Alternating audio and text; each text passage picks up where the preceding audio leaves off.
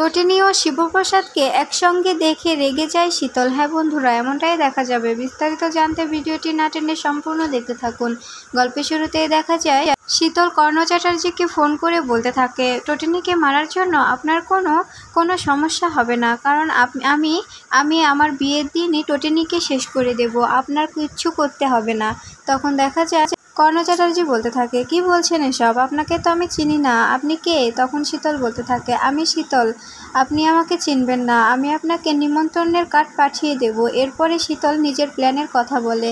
ঠিক তখনই এই সবটা ইয়ারফোনে শুনতে পায় বলরাম। সঙ্গে সঙ্গে পরশুরামকে ফোন করে আর বলতে থাকে, শীতল তো অনেক বড় ফাঁদ পেতে রেখেছে তোর জন্য আর টোটিনির জন্য, ওকে তো কোনোভাবে আটকানো যাচ্ছে না। তখন দেখা যায় পরশুরাম বলতে থাকে, তুই কোনো টেনশন করিস না, সবটা আমি দেখে নেব। এরপরে দেখা যায় টোটিনি সেখানে আসে আর শিবপ্রসাদকে বলতে থাকে, শিবপ্রসাদ, তো তোমাকে যে বলেছিলাম আমার বালাটা রিপেয়ার করে আনতে, তুমি কি সে ব্যাপারে কিছু ভেবেছো? তখন দেখা যায় শিবপ্রসাদ বলতে থাকে, সময় মতো আমি তোমাকে এনে দেব।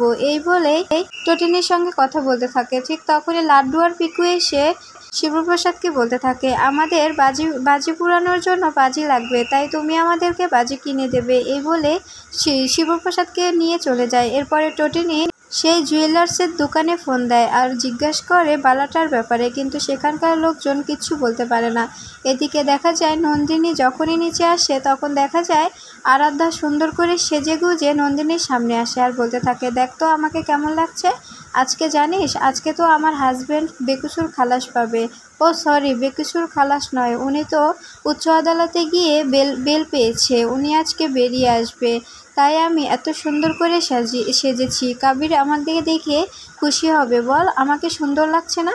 তখন দেখা যায় নন্দিনী বলতে থাকে, তুই কিন্তু আগুন নিয়ে খেলছিস, তোর কিন্তু এখানে যাওয়া উচিত হবে না, তুই ওখানে যাস না, আমি তোকে বারবার বলছি, কারণ কাবিরের কিন্তু সত্যি শাস্তি হবে, ও কিন্তু সাজা পাবে, তুই ওখানে যাস না, তোকে কিন্তু আগে না হয় পরে ওকে ডিভোর্স দিতেই হবে। এরপরে দেখা যায় জিত এসে বলতে থাকে, ঠিক বলছে ও, তুই ওর কথা শোন মা, আমি তোকে বারবার বলছি, তুই কাবিরের কাছে যাস না। তখন আরাধ্যা বলতে থাকে, তোমাদের কথা আমি শুনবো না। এই বলে আরাধ্যা তার শাশুড়িকে ফোন করে।